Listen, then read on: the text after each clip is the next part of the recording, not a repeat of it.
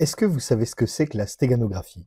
Un mot qui peut paraître bien compliqué pour une pratique pourtant à la portée de tous. Regardez ce qui va suivre. La stéganographie est l'art de la dissimulation d'une information au sein d'un contenu lisible par tous. Cette méthode est utilisée depuis la nuit des temps pour faire circuler des messages qui ne peuvent être révélés que par un outil et ou une technique connue par l'expéditeur et bien entendu par le véritable destinataire du message. À l'ère du numérique, la stéganographie peut vous permettre de cacher par exemple du contenu texte dans une photo, un fichier audio, vidéo, etc. Le but étant souvent que les personnes par lesquelles le fichier pourrait circuler ne se doutent même pas qu'il y a autre chose que ce qu'ils peuvent voir à l'intérieur du fichier. La stéganographie se différencie à la base de la cryptographie qui, pour cette dernière, laisse votre donnée visible entre guillemets mais la rend incompréhensible à celui qui ne possède pas la clé de déchiffrement. Là où il y a cryptographie, on sait qu'il y a susceptiblement une information sensible si on réussit à récupérer la clé de déchiffrement. Dans le cas de la stéganographie, on ne se doute souvent pas qu'il y a une information autre que ce qu'on voit. Bien entendu, de nos jours, vous pouvez mêler les deux en chiffrant votre information, puis dans un second temps en l'incluant dans quasiment n'importe quel type de fichier. Pour une petite démonstration sans chiffrement, mais juste avec un mot de passe, qu'on peut aisément contourner, je me suis rendu dans le navigateur de mon choix et j'ai tapé ceci dans mon moteur de recherche. J'ai récupéré l'outil pour mon système et après extraction, j'ai utilisé le logiciel en ligne de commande pour cacher ce fichier texte dans cette image. Et voilà.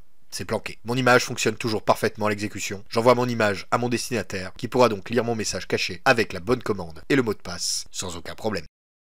Bien évidemment, l'usage a été dérivé depuis belle lurette. Et vous pouvez aujourd'hui exécuter un fichier de type audio, photo ou vidéo contenant non pas un message caché, mais du code malveillant. Je vous laisse quelques secondes pour imaginer le nombre de fichiers audio, photos ou vidéos que vous avez déjà pu visionner sur vos périphériques.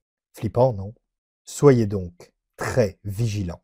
Même si vous pensiez à la base que certains types de fichiers ne pouvaient pas contenir de code malsain, vous savez maintenant que c'est possible. Dites-moi en commentaire si vous saviez que ça existait ou pas. Et n'hésitez pas à partager et à vous abonner. Merci et à bientôt.